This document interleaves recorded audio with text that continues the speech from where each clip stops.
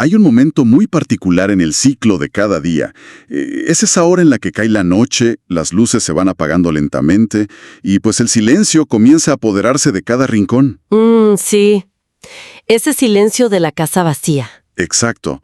Para muchos ese silencio es un respiro. Pero fíjate, hay un dato que realmente hiela la sangre.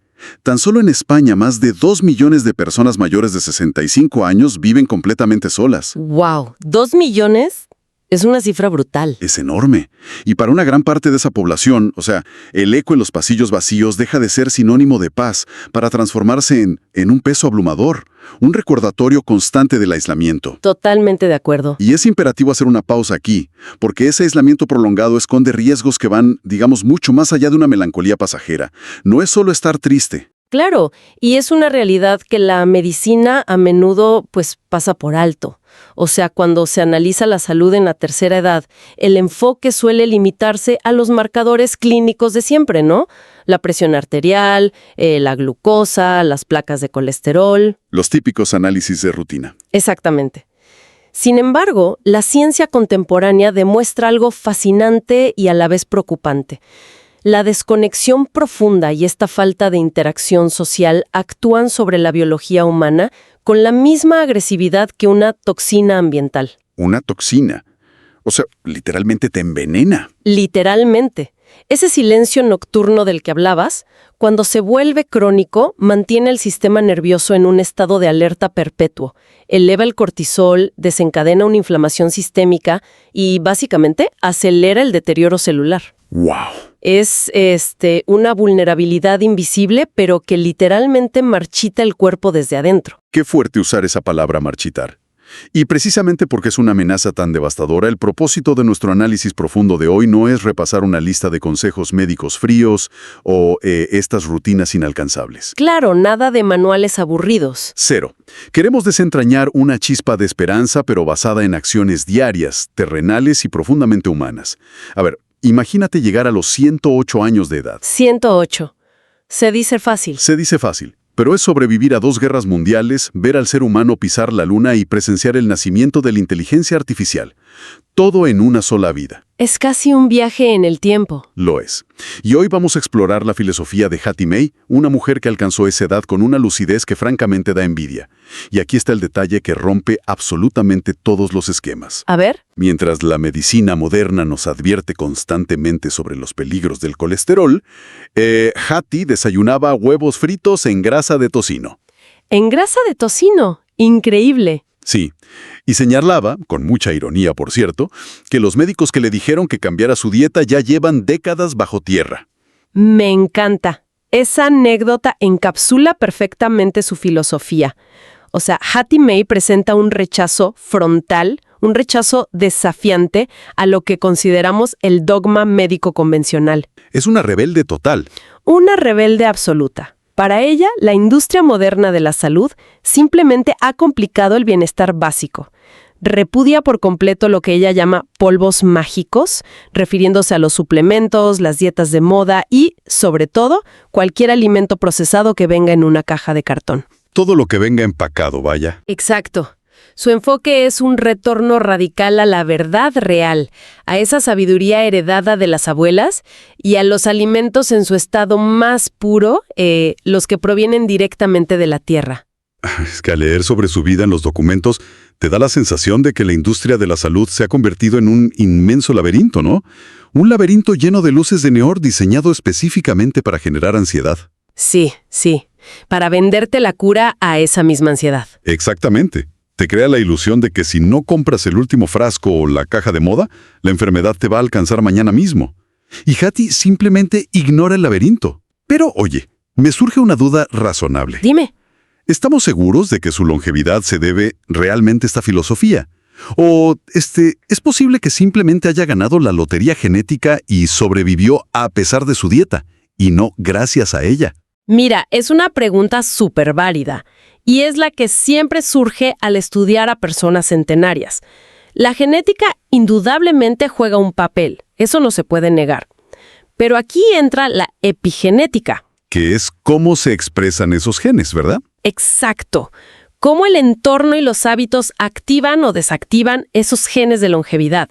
es el factor determinante.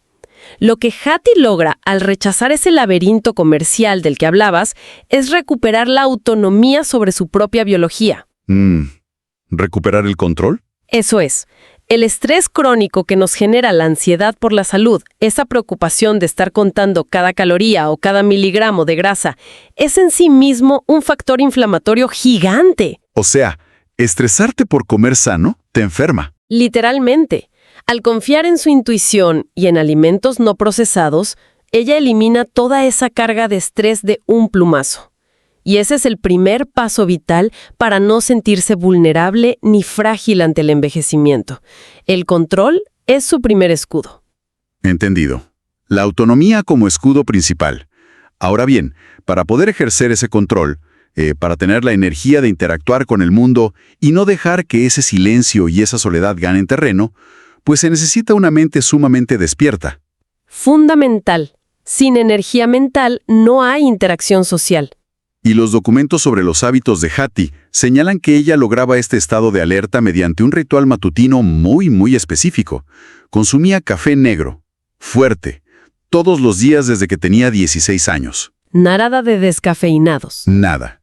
Y cuando la gente le advertía que tanto café podía causarle un ataque al corazón, ¿sabes qué respondía? ¿Qué decía? Que lo que realmente destruye el corazón es andar preocupándose por todo. ¡Ay, es maravillosa! Y fisiológicamente, su defensa del café negro tiene un sustento robusto. ¿En serio? La ciencia la respalda ahí. Totalmente. El grano de café es una de las fuentes más concentradas de antioxidantes en la dieta humana entera.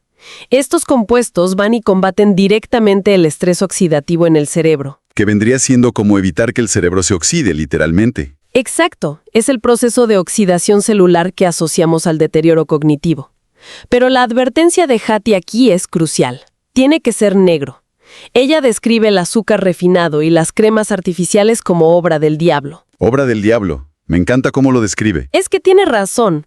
Al añadir esos azúcares y grasas trans de las cremas químicas, transformas una bebida que era neuroprotectora en un pico glucémico tremendo que inflama los vasos sanguíneos. Pasas de medicina a veneno en una cucharada. Pero fíjate, el café no venía solo. Y aquí es donde la rutina se vuelve fascinante para mí. Ella le añadía cacao crudo al café. ¡Uf! ¡Cacao puro! Sí, ojo, no el polvo de chocolate azucarado del supermercado, sino cacao puro, amargo. Lo describía de una forma casi poética. Decía que sabe a tierra y a magia. ¡Qué belleza de descripción! Y al investigar esto en las fuentes, mencionan que este cacao contiene algo llamado PQQ. Ah, sí, la pirroloquinolina quinona. Esa misma. Y dice que ayuda a crear nuevas mitocondrias en el cerebro. Y hacen la analogía de que es como ponerle bujías nuevas a un motor. Yo entiendo lo de las bujías, pero a ver, ¿por qué el cerebro necesita fabricar nuevas mitocondrias? ¿Qué les pasa a las que ya tenemos con los años? Es un excelente planteamiento. Mira, las mitocondrias son literalmente las plantas de energía de nuestras células. El cerebro humano representa solo como un 2% de nuestro peso corporal. Es pequeñito en comparación. Sí, pero consume el 20% de nuestra energía total. Es un motor de altísimo rendimiento. Claro, está trabajando todo el tiempo. Y con el paso del tiempo, el estrés, la mala alimentación, la falta de sueño, estas mitocondrias sufren daños. Experimentan lo que llamamos senescencia celular. Que envejecen, vamos. Básicamente, envejecen, se vuelven muy ineficientes y finalmente mueren. Esto se traduce en esa niebla mental, esa fatiga profunda que mucha gente asume de forma errónea que es una parte normal e inevitable de envejecer. O sea, creen que estar cansados es solo por la edad. Exacto. Pero el PQQ presente en ese cacao crudo que tomaba Hattie actúa como un interruptor genético. ¿Un interruptor? Sí, estimula la biogénesis mitocondrial. Es decir, le ordena directamente a las células cerebrales que ensamblen plantas de energía completamente nuevas. ¡Wow! O sea, es como ir conduciendo por la autopista y reconstruir el motor del auto sobre la marcha. Impresionante. Literalmente es rejuvenecer el cerebro desde adentro. Y para complementar esta chispa de energía, había un tercer componente en su mañana, los frutos rojos. Moras, frambuesas, arándanos silvestres. Hattie recordaba una frase de su padre que, la verdad, parece esconder un tratado de medicina entero en unas pocas palabras. Decía, la medicina está en el color. Y esa frase resume a la perfección toda la ciencia de los polifenoles. Los pigmentos de las frutas. Esos mismos, esos pigmentos vibrantes, los tonos azules oscuros de los arándanos, el rojo intenso, son en realidad el mecanismo de defensa de la planta. La protegen contra la radiación solar y contra los insectos. Ah, mira, no lo había pensado así. Y cuando el ser humano consume esos pigmentos, obtiene una transferencia directa de esa resiliencia. Los polifenoles logran cruzar la barrera hematoencefálica del cerebro y actúan como un escudo protector. ¿Un escudo contra qué? Contra la neuroinflamación. Reducen la inflamación sin aportarte el impacto negativo de los azúcares de rápida absorción que, por ejemplo, tienen otras frutas más dulces o comerciales. O sea, al ver cómo Harry describe este inicio de día, el café oscuro, el cacao amargo, el color profundo de las moras, queda clarísimo que esto no es una simple ingesta de calorías, es un ritual completo. Es un ancla. Exacto. Y pensando en el silencio de las casas vacías del que hablábamos al principio, resulta evidente cómo estos pequeños rituales pueden convertirse en un ancla emocional poderosísima, un motivo concreto e inquebrantable para levantarte de la cama y encender la mente. Sí, una razón para empezar el día.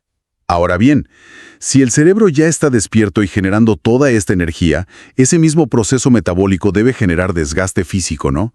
O sea, ¿cómo protegía Hattie la estructura de su cuerpo frente a ese desgaste de los años? Ahí radica precisamente el segundo pilar de su filosofía. Una vez que la mente está alerta, requiere cimientos físicos densos para no ceder ante la fragilidad. Porque la fragilidad física asusta mucho. Y es a menudo el preludio de la soledad. Si te vuelves frágil, limitas tu movilidad, dejas de salir, dejas de interactuar. Los siguientes alimentos de su régimen están diseñados para crear una auténtica armadura contra esa debilidad estructural. Empezando por el pescado graso. Ah, el pescado.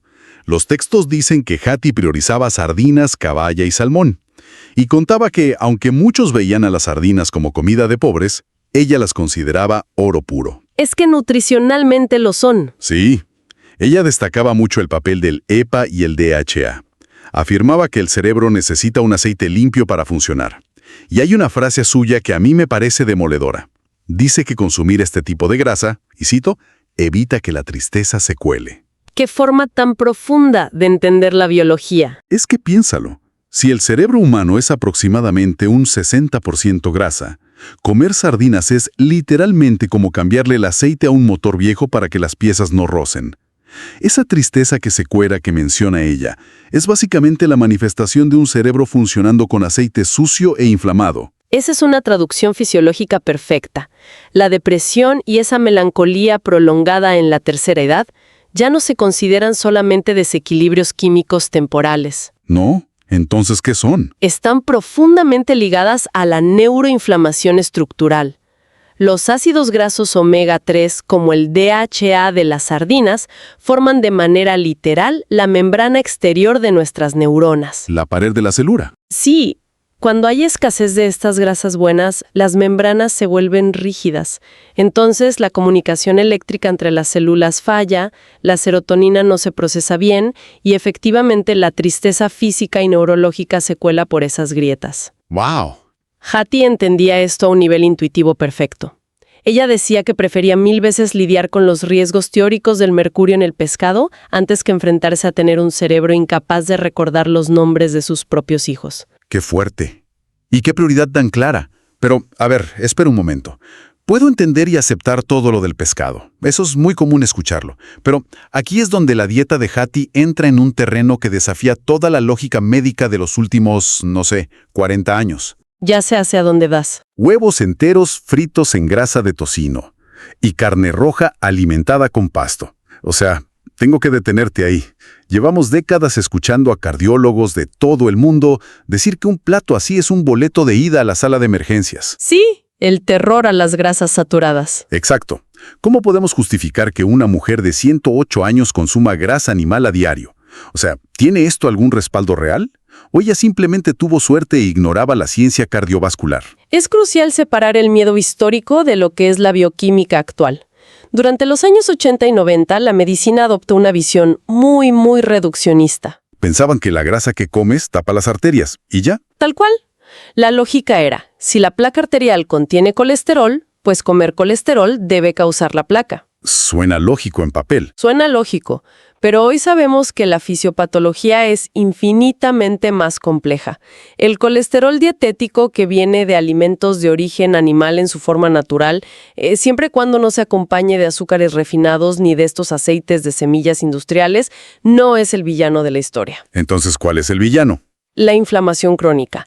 La inflamación en los vasos sanguíneos es lo que provoca que ese colesterol se oxide, se dañe y entonces forme placas.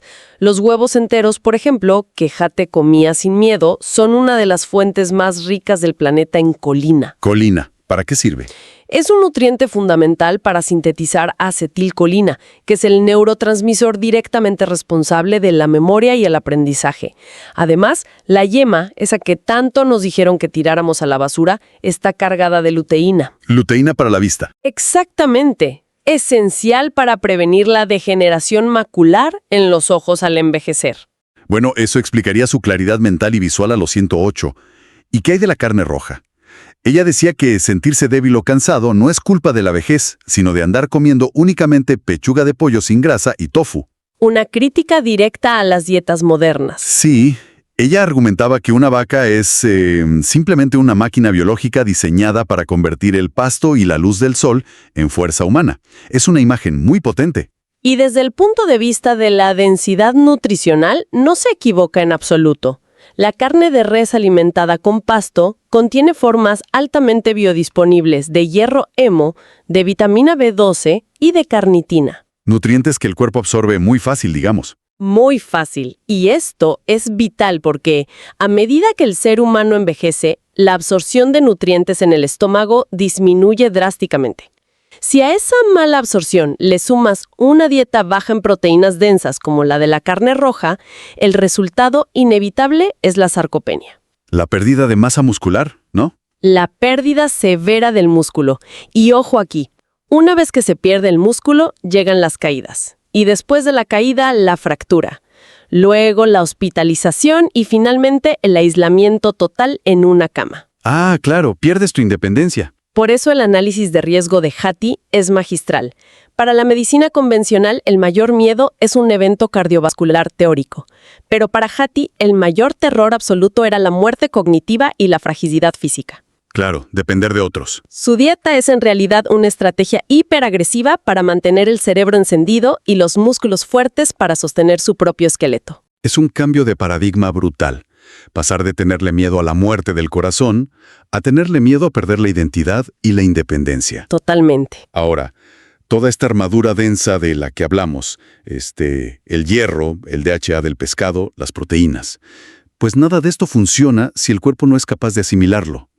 Y ahí es donde el ecosistema interno juega su papel. El siguiente pilar de Hattie involucra alimentos fermentados. El chucrut, los pepinillos. Exacto. Chucrut tradicional, pepinillos en salmuera, el suero de leche. Y para explicar esto, ella usaba otra de sus famosas metáforas. Decía que el intestino es como un jardín. ¿Un jardín interior? Sí, y decía que si permites que crezcan malas hierbas, la enfermedad se va a apoderar del terreno. Ella lo resumía diciendo, un intestino feliz es una vida feliz. Lo verdaderamente extraordinario de esa metáfora es que precede por décadas al actual boom científico del microbioma. Ella lo sabía antes que los laboratorios. Por supuesto. Hoy en día, la investigación sobre el eje intestino-cerebro es la frontera absoluta de la neurociencia. El tracto gastrointestinal alberga billones de microorganismos que no solo ayudan a digerir la comida. Estas bacterias buenas que tú cultivas a través de comer alimentos vivos y fermentados como el chucrut son verdaderas fábricas bioquímicas. A ver, o sea, es como si tuviéramos una especie de segundo cerebro ahí en el estómago que dicta cómo nos sentimos, pero que solo habla el idioma de las bacterias. Es una analogía perfecta. De hecho, se estima que alrededor del 90% de la serotonina y la mitad de la dopamina de todo el cuerpo, Los químicos de la felicidad. esos mismos, los neurotransmisores fundamentales para experimentar bienestar, motivación, alegría, pues la mayoría se producen en el tracto gastrointestinal, no en el cráneo. ¡Wow! 90%. Abajo, no arriba. Así es. Y toda esa información viaja hacia arriba, hacia el cerebro, a través del nervio vago. Cuando Hattie habla de mantener el jardín libre de malas hierbas, está describiendo científicamente la prevención de la disbiosis intestinal. O sea, que se te llene de bacterias malas. Exacto. Si ese jardín se llena de bacterias patógenas, usualmente por comer una dieta ultraprocesada, el nervio vago va a enviar señales de alarma y de inflamación al cerebro. Y eso se manifiesta clínicamente como ansiedad, apatía, aislamiento. ¡Qué locura! O sea que, al consumir alimentos fermentados, ella estaba literal sembrando diariamente las semillas biológicas de su propio buen humor. Sembrando el buen humor, tal cual. ¡Qué imagen tan reveladora! Bueno, llegamos así a un punto donde, digamos, tenemos el vehículo perfecto. O sea, el cerebro tiene energía gracias al cacao y al café, las mitocondrias están funcionando, la estructura muscular está blindada con proteína y pescado, y el intestino absorbe todo a la perfección. Un vehículo impecable. Pero un auto impecable, con el tanque lleno y el aceite súper limpio, pues no va a ninguna parte si no hay nadie al volante. Todo este soporte biológico carece de sentido si no hay un propósito. Y los escritos de Hattie advierten algo clave. La comida es el combustible, sí, pero el verdadero motor es el espíritu. Y este es, sin lugar a dudas, el componente más crítico de su longevidad. Es el que nos lleva directamente de vuelta al problema del aislamiento y la soledad con el que iniciamos hoy. Las reglas emocionales de Hattie. Sí, ella sostenía unas reglas inquebrantables respecto a las emociones crónicas. Es que sus palabras resuenan con muchísima fuerza. Ella decía que se necesita una razón genuina, real, para levantarse por las mañanas, tener gente a la cual amar, mantener la capacidad de sentarse en el pórtico a contemplar el atardecer, reír incluso cuando te duelen las articulaciones. Es que la actitud lo es todo. Pero, por encima de todo esto, la voluntad de perdonar. Y la frase que condensa su visión es letal. Ella dice: puedes comer toda la carne roja del mundo para hacerte fuerte, pero si tu corazón está lleno de amargura, te vas a enfermar. O sea, ella trata a la amargura casi como un veneno físico tangible. Porque clínica y biológicamente lo es. La amargura te envenena. Sí, el resentimiento prolongado, la hostilidad reprimida y el aislamiento social crónico no son solo estados psicológicos. ¿Sabes? Son respuestas fisiológicas de emergencia que el cuerpo sostiene en el tiempo. O sea, tu cuerpo cree que está bajo ataque constante. Exactamente. Mantienen encendido el sistema nervioso simpático, que inunda la sangre con hormonas de estrés como el cortisol. Esto desgasta los telómeros celulares y suprime tu respuesta inmunológica. Te quedas sin defensas. Te oxidas. La amargura oxida el cuerpo a una velocidad que ninguna dieta de vegetales o carne sana puede contrarrestar.